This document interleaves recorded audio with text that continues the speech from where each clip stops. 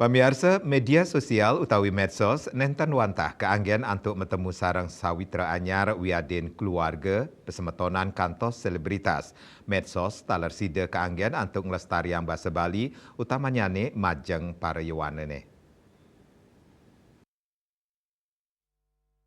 Kasobiahang ring Dharma Tuler ring ide bagus Aryalawa Manuabe, mau sang indik kawigunan media sosial, anggen gena ekspresi generasi muda ring sajoning mabasa Bali.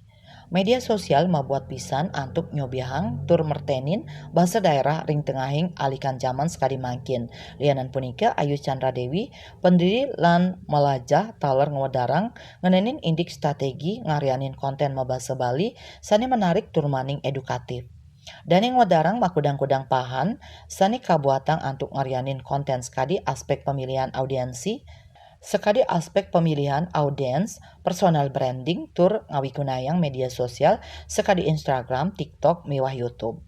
Bali Post nguningayang.